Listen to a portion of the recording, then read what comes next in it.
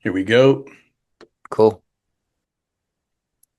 How you doing, everybody? Welcome to the Hectic Artist Agency podcast. It's our in conversation with industry leaders from all over the industry, all over North America and globally.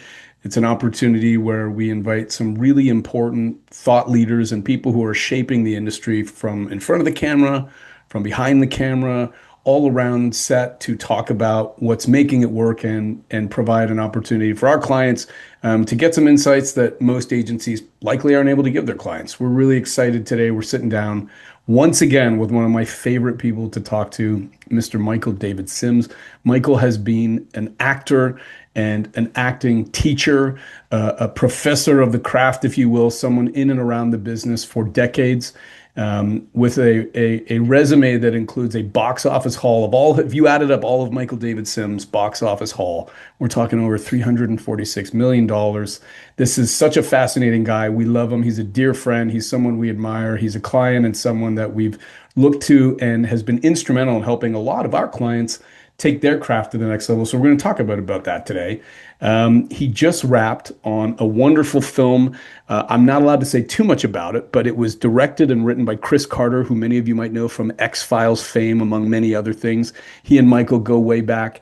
And this is Chris's first foray back into film in over a decade. It's a really special project called Queens for a Day. You're going to be hearing more about that when it hits theaters early next year. Ladies and gentlemen, Mr. Micheal David Sims. How are you? How you doing, Micheal? Fantastic. Thank you for asking, and thank you very much for having me back on. It's a hoot. We talked a little over a year ago, and we had a great conversation. And you left so many of our clients across the country wanting to dig a little deeper. There was some really great stuff. Maybe just before we jump into some of the teaching and the instruction work and some really important stuff about the craft I wanted to get into, Hmm. how was it being back on set with Chris Carter, and how was it doing Queens for a Day? It sounds like an Oh, it's incredible project. fabulous. You It must have was had a fab. By the way, this was the first in-person audition I had before the pandemic. It was like going back to the past that I had to drive on, well, the first time I parked near Brooks Bank because you still have to have permission to go on the lot, but walking onto the lot and going into the room and there's the producer, the writer, the director, the camera guy, the casting people, all of that. It just, man, that's my home. I love that in-person thing. There's nothing like it. One of the things I realized, so the kids that are in my class and the actors that I interview before I let them audit, is that if most of the actors in this business that I'm dealing with have started their career in the last 6 years, which means they've never actually performed live in front of anybody. They Mhm. haven't done, if they haven't done theater, they haven't done it. Okay, so they've not gone into a casting room. They've not had the pressure or the freedom or the incredible experience of actually performing live in front of someone. And I think it's something that every actor needs to do. It's one of the reasons we have showcases. But we went in there, and by the way, Chris Carter is producer, but his wife, who's beautiful, they're such a wonderful couple. They should be on a wedding cake. But she wrote it, and then the other producer was the one that did the second Predators movie, and they were all there, plus the casting director, and it was fabulous going in there. Chris, Chris and I met on X-Files, and I was a recurring regular on there, and it was one thing that I did one day on the set. It was his first day as an actor, and he's Mhm. sitting right next to me, and he's sweating bullets, and he said jokingly at the start of the day, he says, "Ah, you guys get paid for this, huh?" And at the end of the day, he said, "You guys don't get paid enough for this." And I walked into the room and I said, "Chris, do you remember that day?" And he finished my sentence and told the story in front of everybody. And then the callback was insane because there was like 50 people in the hallway, everybody going over their lines. And oh my God, it Yeah, was yeah. fabulous. And the experience of it was fabulous. And by the way, we wrapped out in North Langley or Fort Langley. Okay, it's a hall. this giant warehouse that they built an entire hospital in, and it didn't fit 10% of the whole space. And they're building another one right next to it. So this business out here, it's booming. And it was a fabulous set, fabulous people, good time, and made some dough. So Should actors today be worried about the future of their craft, or should they be more excited than ever before? more excited than ever before. You know what? I think life gives you enough to worry about that you don't need more in your plate. I want to simplify this for actors. Okay. And I can only put it out there. What you guys do with it is up to you. But I'm the same as you. I'm an actor first, teacher second. I'm just a little bit around the bend in years and other stuff, but I've gone through a lot of this. I'm 44 years in this business. You have one job, one thing to worry about. That's it. Become the best actor you can be. Don't worry about the business. That's this guy's job. Okay. He'll Mhm. take care of that for you. Don't worry about what the future's going to bring. Just stay in the now and do your one job. Because my mantra to all actors is the people in this industry that can hire you, the casting people, the directors and the producers are looking for you. Okay. Now I know that this goes in one ear and out the other with a lot of actors, or there's a hint of disbelief. You might want to believe it, but I'm here to tell you it's true. The casting directors, the good agents are always looking for people who can flat out bring it. I don't care what you look like, what your ethnicity is, how old you are, whatever. There's a role for everybody. Okay. I used to be a reader for a casting director down in LA for 3.5 years. I'm in that room 5 days a week. And I'm telling you, they had every kind of requirement for every actor, age, type that you could possibly imagine. And when they got a good actor, somebody that was really good, they'd try to fit that square block in a round peg just to get them to work. So they're looking for actors who are really good. So focus on that. Just become the very best actor you can be. You have one job. Well, let's talk about that a little because I think Okay. there is, maybe it's always been there, but there's a perception, uh, false or or true. Maybe it's just become folklore, but there's this perception that the best actors, you got to go to Hollywood. If you want to make it there, you got to make it there. Or it's kind of the New York of acting, right? If you can make it in Hollywood, you can make it anywhere. Do you agree with that? Are all the good actors all centralized down there in LA, or are those times long gone and you can look into Hollywood North and find great acting? Where do you stand on it? Well, I'm the only teacher up here that built their resume in Los Angeles. Okay. I was there for 13 years. Why is that important? It's harder. There's 1,300,000 actors in Los Angeles, not maybe another million in New York. And today, since we don't audition in person anymore, really, except for Chris Carter, anybody can send a tape in from anywhere. What's that all mean? It means you have to be better. You have no business going to LA or going to Toronto or going to anywhere, okay? If you're not doing let me rewind. The market will tell you where you are. Okay, what's that mean? That means that if you're not being called in by every single casting director, because this guy is basically promoting you to every single casting director in town. Believe me, he wants you to succeed.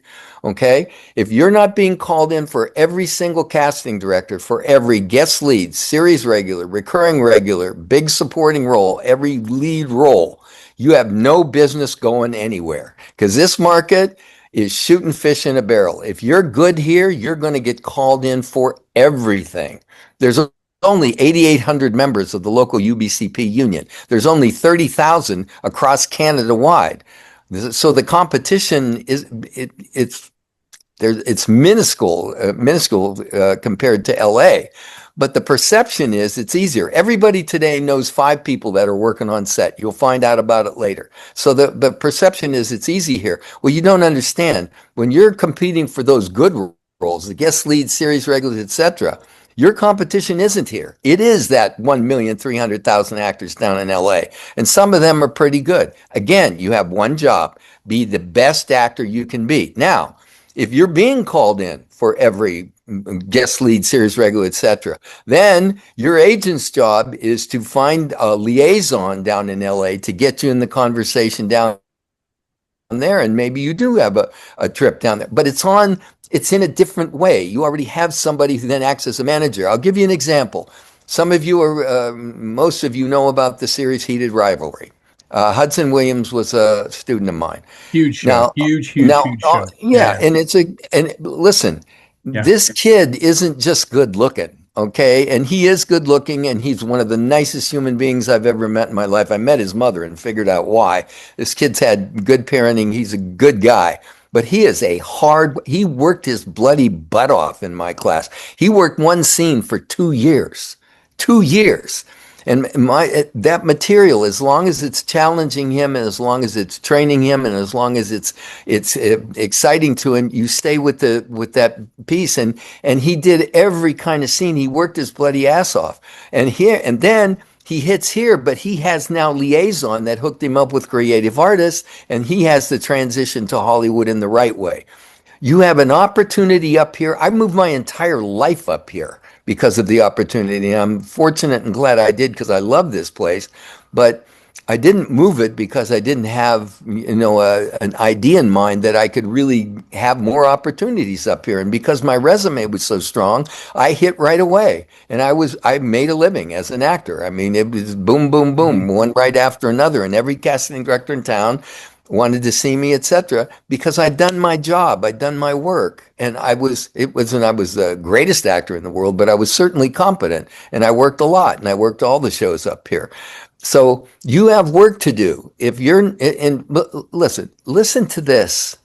It's not called show friends, it's called show business. So you need to handle your business. If you become the best actor you can be, and then you're called by every single casting director in this town for the good roles, then you can say, okay, I've done my work, and maybe I can reach out and find another way to expand my business. But if you're not, if this is the market, don't let anybody else tell you where you are except the market. Okay. So those of you that are thinking about this, that I can go here and it'll be better, I can go there, it'll be better. No, go here first. That's my advice.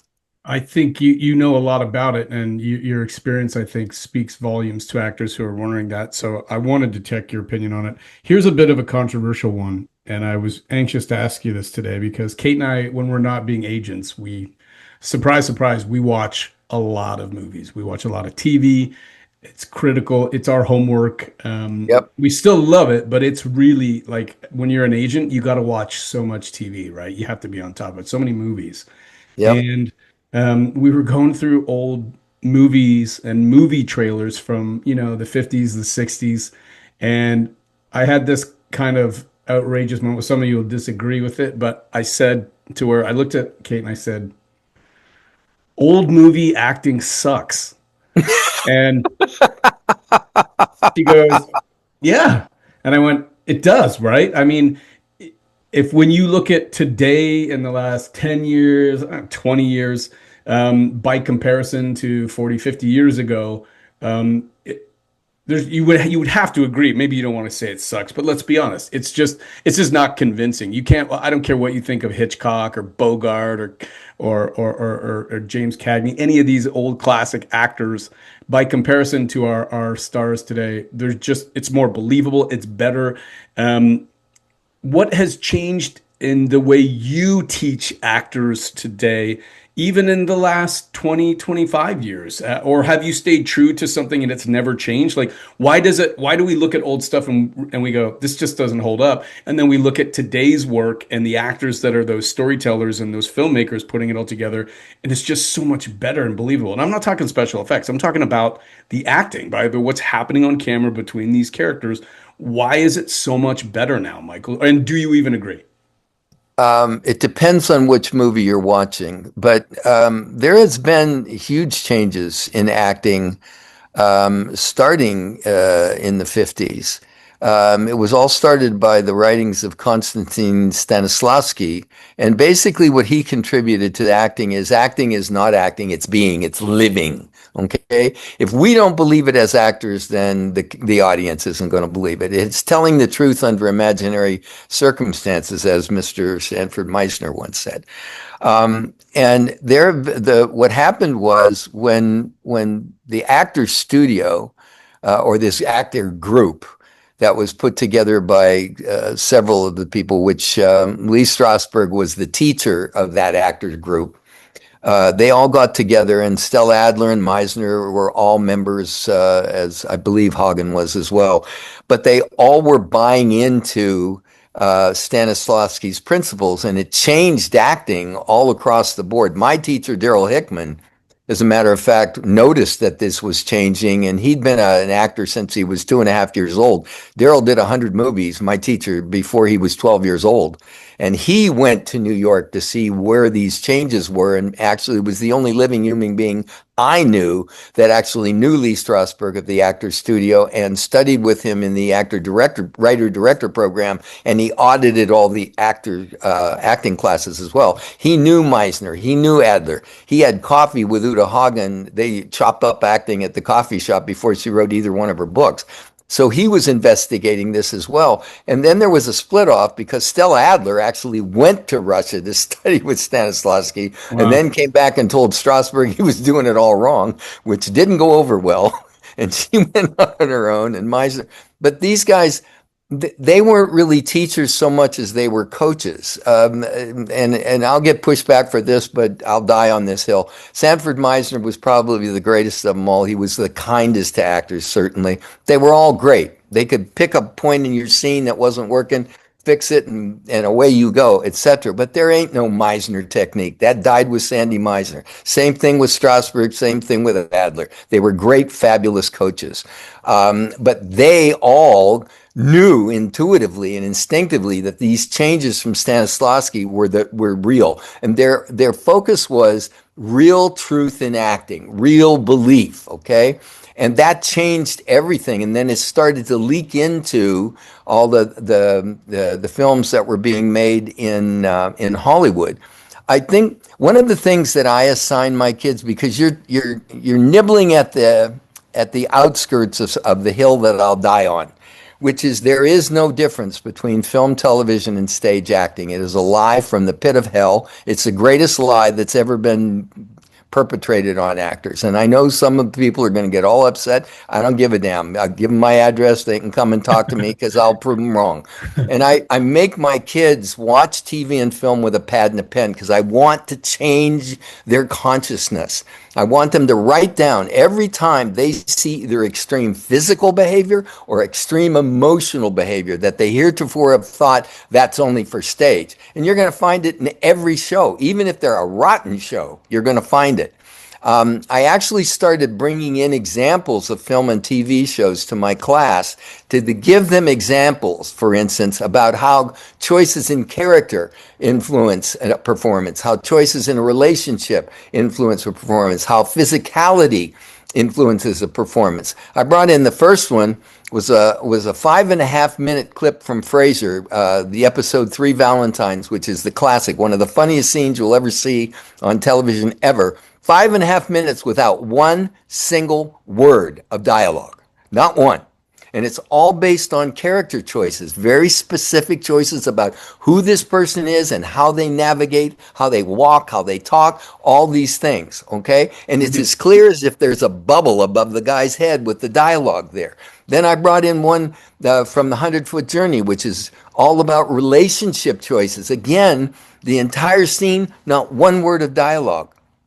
And then I brought in a show, a comedy about The Other Woman, where extreme physicality was brought in that they would thought, well, that's you're sitting quietly on set. No, it's not. And my drop the mic is if you really believe there's a difference between film and TV acting and stage, you go watch Yellowstone Season 2, Episode 7.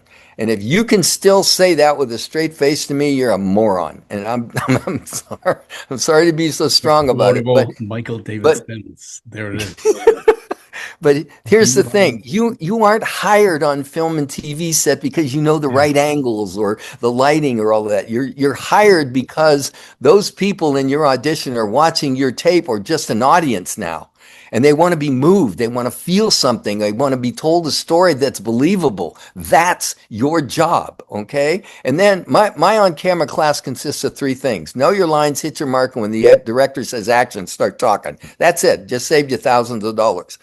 If you really know how to create character, how to understand the nuance of relationship, where the beats in the scene are, where one thing changes to another, how place influences things, all of these things that you have to learn as an actor, then you're going to work because they're looking for you. Again, it goes back to one thing. So So this film and TV thing about 50s, 60s, 70s, that it mhm. depends on a lot of different things. I could show you films from each decade that were totally believable that hold up today. Most don't. I will agree with that. But there's a lot of schlock that doesn't work today as well. And there's also some good stuff. The film, I'm actually doing a series on films that move me to tears. I watched the film Hamnet. By the way, I told you I can't do it. I can't do it. It's a oh shame my because God, I know it's good, but Kate and it'll I kill can't you. watch movies about But spoiler alert, kids dying. Can't do yeah, it. but this is okay. This film Like, did is you see beyond. Manchester by the Sea? Yeah, that one made me all ootsy and Yeah, it yeah, upset me. But yeah. and it's a wonderful scene, that Mhm. scene where she confronts she with the baby carriage and they finally meet again. It's moving. It brings me to tears every time. But just a Hamnet thing. Okay, at the end of that movie, an entire theater is sobbing and you're sobbing with them. And Sure, not just because it's sad, but because this movie brought out the qualities of humanity that are the greatest, the best parts of us: kindness, empathy, forgiveness, love, all of these things. It's a play within a movie, which whereas Hamlet is a play within a play. And the performances are staggering. There was only one movie that was worthy of being called the best picture, best director, best actor, and that was Hamlet. The rest of that schlock you'll forget in 2 years. But that movie is a classic, and there are a lot of others. And okay. anyway, I started doing a history explanation of films. One was Philadelphia. There are other films that move us. And why do we go to sit in the dark and laugh and cry with other strangers? Why do we do that? Because we want to learn something about ourselves, to Okay. remind ourselves about Yeah, humanity. yeah. It's still that old gathering by the fire telling stories, but pictures that are of great quality, stories that are great, that take their time to develop. They're still being made today, and I think Queens for a Day, by the way, is one of them.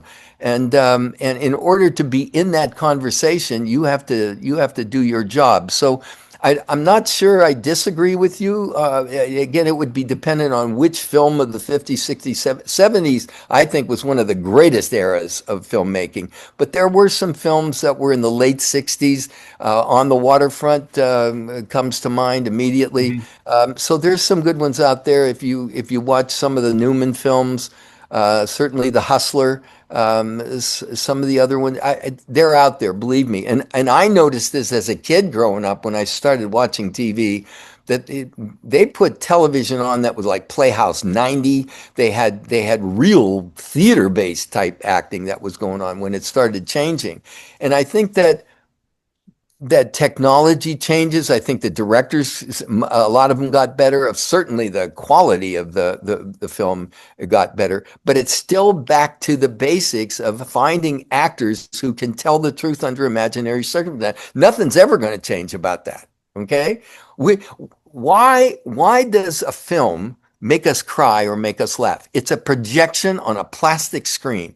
But the unique quality that's different between acting and the audience is this human connection of emotion that we feel it. If they feel it up there, we feel it here.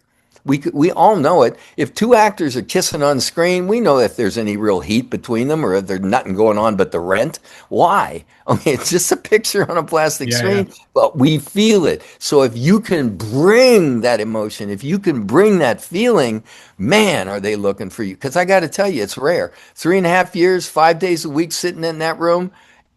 It was rare. It was once in a while an actor came in, we locked So eyes, and it was on, man, and everybody disappeared, and bam, away we went, and it was the most fun you can have with your clothes on. let me just cut here for a second and let me just have a quiet span here for a minute. Hold.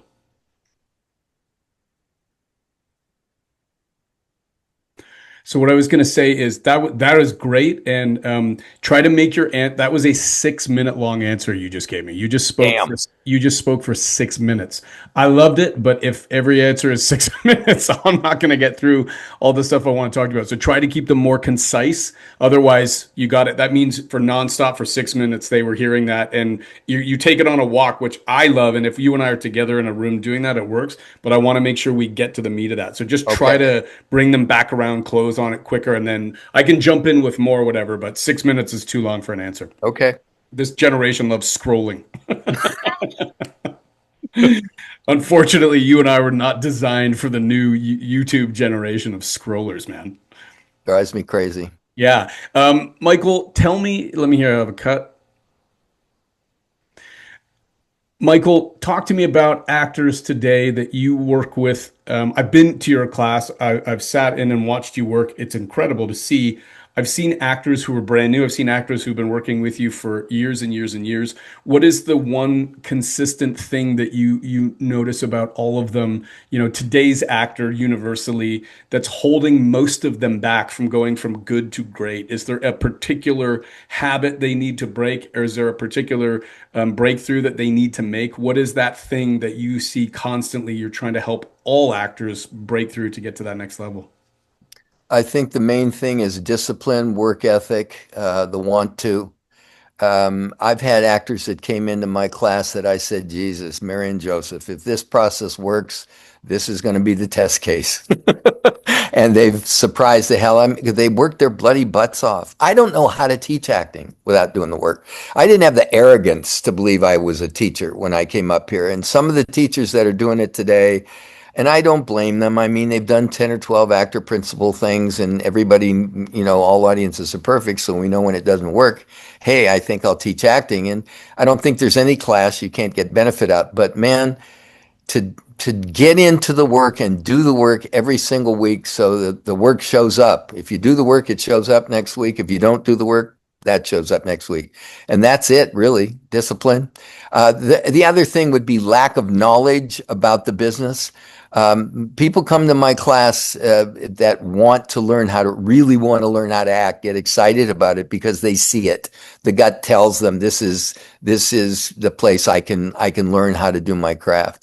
And it's the work, discipline, work ethic, not the fancy or fun words for actors, but they'll get you far in any business. What is acting, reacting? Do you agree with that trope? Is that's that expression, that idea has been around forever? Does it mean anything at all? Is it true? Yeah, it's part of it, but it's like you're opening up a can of worms. You can't take the craft of acting is the only one that garners a certain amount of disrespect, and I don't mean that in a mean way. But if you're a dancer and you go to a dance class, you instantly know if your teacher can dance. Instantly. If you're a piano player and you go in to take piano lessons, you instantly know if your piano player can play. But acting teachers, not so much. Because they get up there and they say, well, like my first acting teacher, I was doing 3 scenes a night. I didn't know what the hell I was doing, but I was doing a lot of it. And his comment was the same thing every night. Michael, that was really, really good, even though I didn't feel it was really good. But he'd say that. He'd say, I want more. And I went, more, what more? Okay. So I'd go back and I'd do it. This went on for about 6 weeks. Now, I was a 38-year-old grown ass man when I started acting, and I had 3 things going: work ethic, discipline, and a good bullshit meter. And I sat down with him and I said, more what? I don't know what I'm doing. Why are they clapping one night and the next night it's tomatoes and nothing? And he said, well, you're the hardest working actor I got in the class. You can go to Milton's class. Milton Casellas, the director who directed Goldie Hawn in her first feature. Anyway, I said, is Milton going to teach me anything you're not? And he went, no. And I said, well, got to go. And I went and found Daryl Hickman. And when I saw his class, I went, okay, this is the real deal. So I think you have to develop a you have to listen to your own internal thing, okay? And when you go into a place that has the whole deal that can teach you acting, you're going to know where you, even if it's only temporary, you'll know you're in the right place. So reacting is certainly very important. I put it in a different way, listening. There's four parts to it as an actor. You have to listen, but you have to hear what's being said, not just the words, with the body, with the emotion, with the facial expression, the whole tone of what's being said. Then you have to process it through your character choices, relationship choices, place choices, all these other choices, and then you have to react to it. And it happens like that. Okay, so there's more to it than just acting is reacting. That's one of the simplistic things that tries to pare it down to make it more easy for people to understand it. But it's a complicated process. I think too, when we look at, as agents, we look at tape all day Mm, for our clients. Casting certainly looks at tape all day, all night. It is the currency in which they operate now in a self-tape world, right? That's really evolved or maybe changed forever hate it. post-COVID. And you Hate it. get really, yeah, I think there's been a lot of benefits if I'm looking at both sides, but one of the trade-offs I think is that actors are not they're usually not their reader is usually not giving them 100, right? It's a friend, it's your mom, it's your boyfriend, whatever. Maybe it's someone from your acting class. Even then, they're not going for it off camera. They're giving you the line and you got to go. And what I think we notice so much, and I'm sure casting is getting really good at this, is watching what's happening between the delivery of the lines, right? The reacting, as you were talking about, and that idea that you can't leave your character as you're volleying the lines back and forth. You got to stay there. And when you're on stage, when you're on set, it's almost impossible to leave that character because you're in and around that environment. You're in that moment. But in a self-tape world, um, it's what we do now on Zoom, right? Even you and I in this podcast, I'm talking to you, you're talking to me, but are we truly sitting down together with a beer and having this conversation? No, we're not. And I don't think I don't know if actors are fully aware of the dangers of having a reader and how you almost have to teach an actor how to project the character in the moment beyond what's happening in the self-tape. Does that make sense what I'm saying to you? Are you able to have Yeah, any of those yeah, kinds but of conversations in your class to help them do that? Uh, not specifically, because again, I go back to you have one job and you'll figure that part out. Let me just say this. When we were in-person auditions, the Hmm. reader was one of the problems, okay? Because there are a lot of casting directors that actually really wanted to be actors and they just weren't very good at it. Sure. And you get a dead one. And okay, I say all the time, monologues, which basically that's what your self-tape becomes.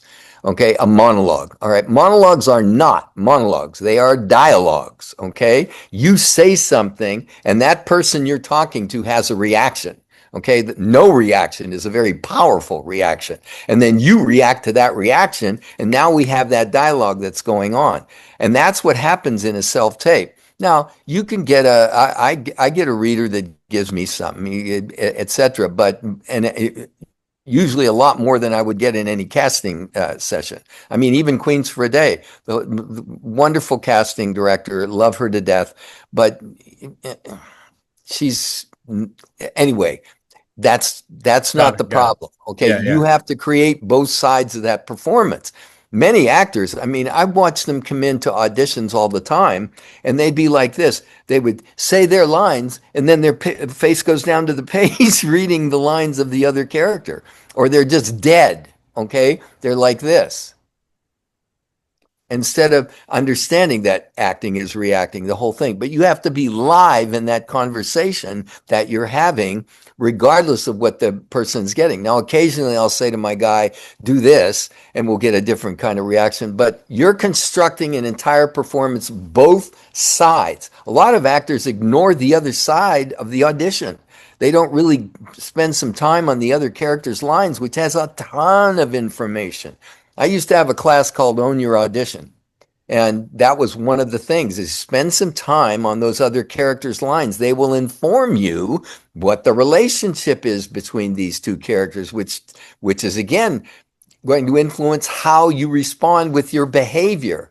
It's not the words. I talk this about this like acting script is like an iceberg. Okay, that Hmm. iceberg has 10% of it is above the line or above the water. That's the lines. The other 90% are your choices about character, relationship, place, all the stuff that's going on in there, and that is where your body and your voice and your emotional life come in to color how you're saying the lines, okay? If that makes sense. So when you're doing your auditions, okay, regardless, the readers were always uniformly meh. Your job is to create both sides of that performance in any case, whether it's in that room or whether it's on tape. I missed the room because it was just so goddamn dynamic. That was just this cauldron of creativity. It was on, brother. Get your heartbeat faster. It was great. Do you feel like you can get across the work you want or the level that you want to help your actors get to week, month to month? Can you get there in a year, or is, when you talk so passionately about the work and the hard work and the commitment, are you talking about years of work to have those kinds of breakthroughs? Can actors see breakthroughs, months or a year into working with you, or does it truly take beyond, several years? Both. You'll see, Brett. Every class I go to, there was a wonderful Swedish film director, Ingmar Bergman. They asked him what his creative process was. He said, "I throw a spear into the forest and I follow it in."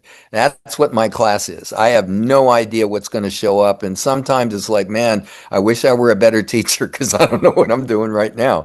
But we try different things, and we usually get there. And there's a breakthrough every single week. Somebody, but that's just the beginning. One of the things I'm trying to do is change actors' consciousness to look on that page and understand there's so much more than what you're looking at right now. It took me a year and a half before I could read, I could understand a Harold Pinter script. I looked at that and I went, what the that I'm spreading jam on my bread, and the next page I'm killing her. And I went, what the, what? It took me a year and a half before oh my God, that starts 3 pages earlier in that one word and that one line. Just learning how to read a script is an art. So I tell all my kids, I sell my course in 10-week increments. If you get this process in 10 weeks, you didn't need me in the first place. You might want to use it as a gym, but I want them to think long term. This is a craft that takes years to really learn. Now, if you're in it, it's a labor of love. But if you're looking to be a movie star, I can't help you. I can make you a better actor, but I can't do that. Tell me a little bit about where you see acting going as a craft, as an art that you teach. Um, is it evolving? Are you the same teacher teaching the same class year over year, or do you allow yourself the opportunity for new ideas to seep in there? I'm kind of leading the witness here because I know the answer. I've watched how you do it, but I want our audience to understand a little bit about what drives and what makes a great acting teacher. And where do you stand on opening your mind to new ideas and new principles versus holding true to the steadfast foundations of good acting instruction? Well, I'm always open. I have to be open because I have 19 individuals in my class every week that come in with new ideas and different backgrounds, and I have all kinds of ethnicities. I have all kinds of age ranges and experience. So I have to be facile and open to it, and it's scary as hell. But I also have a really good foundation and a good background, and I'm open to new stuff. But the other thing is, I also know what works. I didn't create this. I use Daryl Hickman's process. Why? Because it works. I'm not stupid. I know it. I've experienced it. It took me 3.5 years, and I was the hardest working actor he said he ever had, and that included Marsha Mason, who was nominated for 4 Academy Awards, married to Neil Simon, the greatest comedic playwright ever that ever lived. But anyway, I know certain principles that do work, and I use them all the time, but I'm always open to let's try this, or do you have an idea, or you have wonderful ideas, but let's take them in this direction. And it's a constantly evolving thing, and it's different week to week, actor to actor. I mean, it's just different.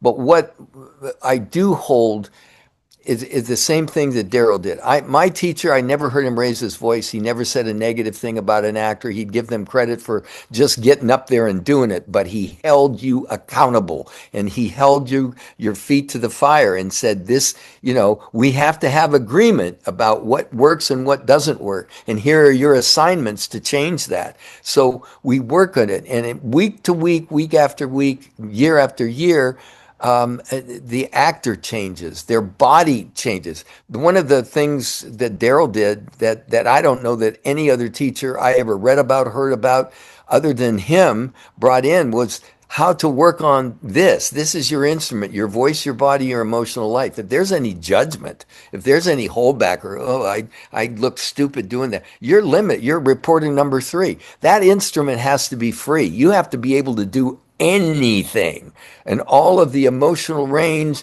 You have to be able to get ugly and dirty and smelly and embrace it, because nobody's writing plays, teleplays, or stage plays about somebody having a great life, won the lottery, and getting laid all the time. We're dealing with characters in crisis, and we have to be able to portray them. And then it's more complicated because people do not try to show us their emotions. They try to hide them. So we have to be able to fill up and then put a lid on it and let it come out. And that craft takes years, my friend.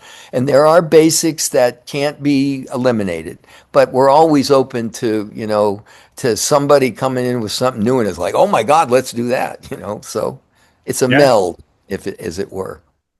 What advice do you have for an actor who's looking to begin a program of acting instruction with a coach? Maybe they're leaving a school or a coaching group that they've been with for a while. They're brand new to it. What advice would you have for them to make sure that they're going to the right place and getting the right kind of instruction? Follow your gut. Um, I got, boy, you just opened a little bit can of worms. There are actors up here that get a degree from a university or up here, or they get a degree from this acting school or this whatever, and they think, okay, I'm done. You're out of your flipping mind. You are just beginning. There's only 2 schools that I would even put on your resume, and that is Yale and Northwestern. If you haven't studied and got a degree from either one of those, don't even put it on. Okay? The other thing is, I want to speak, and this is a little side deal. There are a lot of actors out there that are doing background work or stand-in work. If you want to call yourself a professional actor, you should go do background at least twice. Once to just see what it is, and twice to prove yourself that it was that horrible. That's it, okay? You get a little experience on set, that's it. Otherwise, go do independent films, go do student films. They'll get you a familiarity with the set. But stop doing background and stand-in work. Don't do it. Because if you consider yourself a background performer, that's what the world will accept you as. Okay? Don't ever put it on a resume. Okay? That just screams that you're an amateur. Okay? And leave it out there. Try it once. I did it. I did it exactly that. I tried it once because I thought, I'll make some money or whatever, it'd be great. And then I tried it the second time because I couldn't believe it was that horrible, and that was it for me. Okay? But I think that's great everything is, advice. I love that you said that. I think you do. You are the actor you project yourself to be, right? the world will accept you as you are. If you say, I'm a professional actor and you're doing the things to support, the world will say, I'm interested in that. I want some of that. Okay. But don't put, I could name, I don't want to be unkind, but if you're going to any university up here, and don't even put it on your resume. I'm talking to college. Now, acting, professional acting schools, yeah, but if you think 1 year here is going to do it, or this weekend workshop here is going to do it, or that weekend workshop, you're delusional. Okay, you got to get into a program. I was where Bradley Stryker, who's I was doing a play with. This is pre-pandemic. Who has now done his Broadway debut. He's on Broadway right now. We're waiting to go on, and he says, "Man, if I'm not doing a gig, if I'm not doing a film or a TV show or a play, I'm in class." This is a guy 40 years in the business. My friend who's 40 years in the business, he's in class. professional actors, and it's like this in LA. Why? Because they have to be. There's 1,300,000 actors there, not because they're any better than you or more moral or whatever, but they have to be. And it's got to be a labor of love. So you have to keep growing as an actor. You think you got it after a 1 year degree from here, you're out of your mind. Okay. So just my opinion. I think it's always bold, and I don't think you're crazy. I think it makes a lot of sense. Talk to me just before we wrap up. I wanted to ask you a little bit about the state of today's actor when they are arriving. Are you finding that there's any particular barriers or bad habits that you are trying to overcome with actors immediately right out of the gate? I've seen you take a scene, through 8 weeks, 10 weeks, and it's one of these really wonderful things to watch where you systematically work week after week and they get better and better. But sometimes actors come with preconditions, or they have thoughts or habits, or maybe they don't have any of those habits at all. What is it as a teacher? Where do you find yourself battling to make those early breakthroughs so that you can help them make those big leaps forward in their performances? You know, I'd almost rather have a brand new actor because I don't have to untrain them of many bad habits. But that doesn't really happen. My actors are not like this. When a new actor comes in, show me what you got. They're like more like, come on in because we're all in the same kind of trouble. The cauldron of what I teach is so radically different and so visceral and a little bit scary in a good way that doesn't come up. I don't have to untrain them. They have to get used to jumping in the deep end. My warm up is one of the scariest things, and it's a shell shock to most actors. And it was to me too. When I audited Daryl's class, I went, these people are out of their minds. They were screaming and yelling and going crazy. And my instinct was to run. But I was there and I thought, you know what? I'm just going to jump in because there was this really great looking girl and and Daryl's side eyeing me like, what are you doing? You're just here to audit. But I was going crazy. And I thought, oh, God, thank God that's over. And then I saw the scene work and I went, oh, I got to do that to get to that. So it's such a wholly different process than when people they get excited. And by the way, there ain't no gray area in my class. When people come in, they run in one of two directions: to sign up or for the door, because there's no place you can hide. I mean, this is the thing that Daryl did. It's this voice, this body, this emotional life. The things you do in that room, and it's a safe space, okay, you could never do outside in the street because all hell would break loose. But that's what we do as actors. We get to be inside characters that can do things that we'd never think of doing, okay, and get paid for it, which is great. So I don't really have a problem with bad habit. The habits that are the newest to most actors is discipline, hard work. You got to do 10 hours of rehearsal to bring a scene in my class. That's minimum. Okay. There's no standing up there with a script in your hand. That's bullshit acting. You got two actors sitting in metal chairs with the script in your hand. You're learning how to be reporter number 3. And it drives me freaking crazy. This market, it sells different kind of acting that the underlying thought is it's easier. Well, it's not. So why is there never enough time to do it right and always enough time to do it over? If you love to act, and my kids love to act, I mean, you don't last very long if you don't love to act in my class, frankly. And that's a good thing too. You should be doing something that you love to do. Yeah. Yeah, I absolutely agree. Well said, Michael. I think you nailed it right there. And I think there's got to be a passion for actors carry that love of if they're doing what they're doing in class can translate back to the self-tape work, right? Back to what they're doing on set. I feel Yep. like it's being in the gym. It's the exercising of that muscle that's critical. It's the commonality between all of our clients that are having real breakthroughs this year and our booking projects are getting really close, being pinned on things or down to the wire on the last two actors they're looking at. They all have this one unique thing in common, and it is they are in really great acting classes. They're Yep. with Not, every not a, single one of them. And the not ones an that are accident.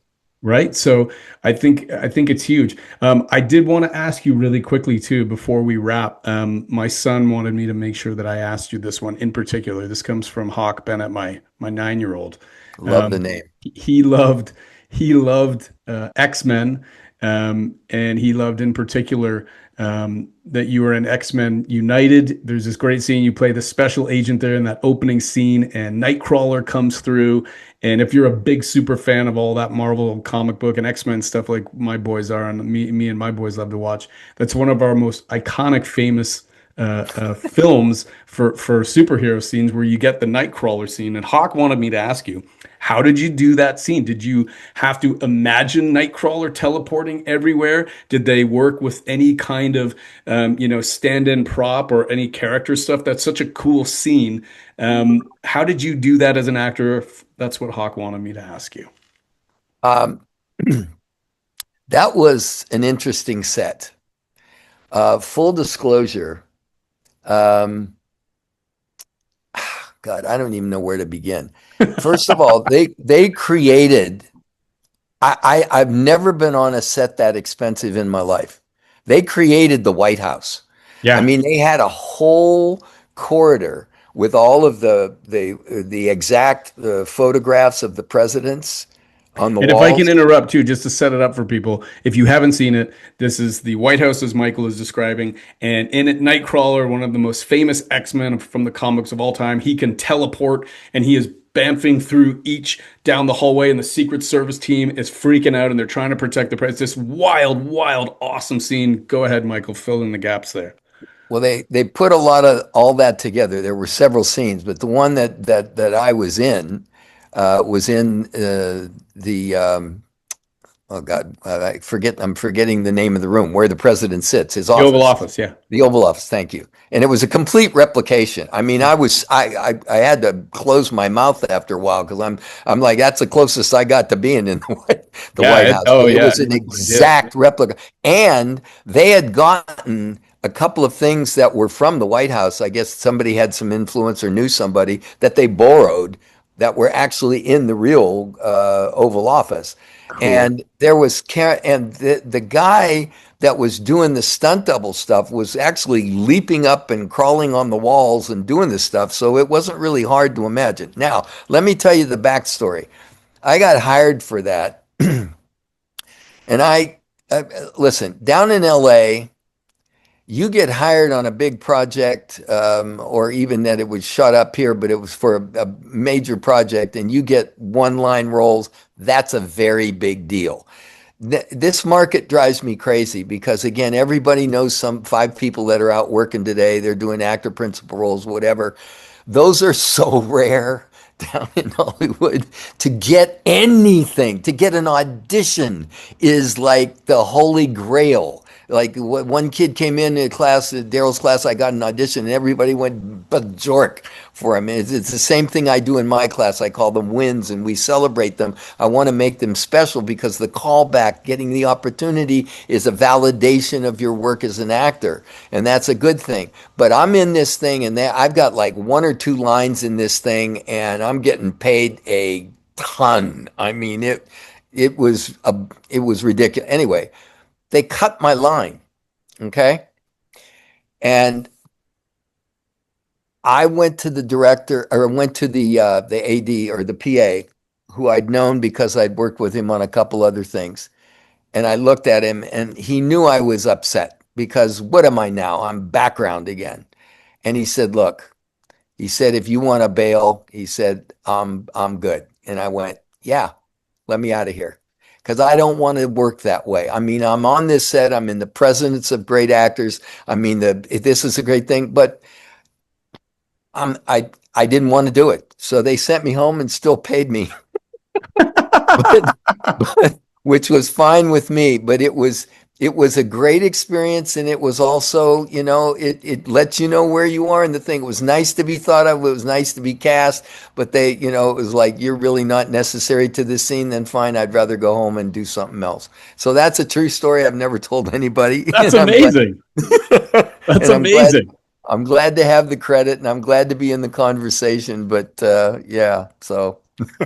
Well, Michael, you are always so much fun to talk to. I love your approach. I think you do incredible work. You know what we think of it here, and it's great to Thank see you, old friend. I appreciate you doing the show today.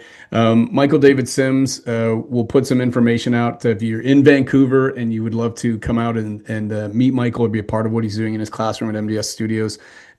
Please message us, and I'll make sure you guys get in touch. He's so great, and he has made breakthroughs with actors of all ages, of all levels, year over year, that I think put you in the top two, maybe finest acting teachers in Canada. And I say that Oh, to anyone thank who you. asks.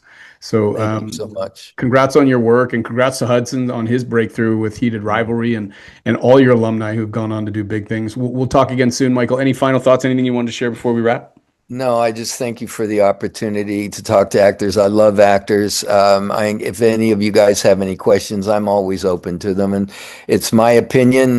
So whatever it is to you, I mean, you can agree or disagree. We can all agree to disagree together. But I'm always open to a good discussion about your career and acting in general. And thank you for the opportunity. Thanks for doing the show, pal. We'll talk again soon. Ladies and gentlemen, Michael David Sims.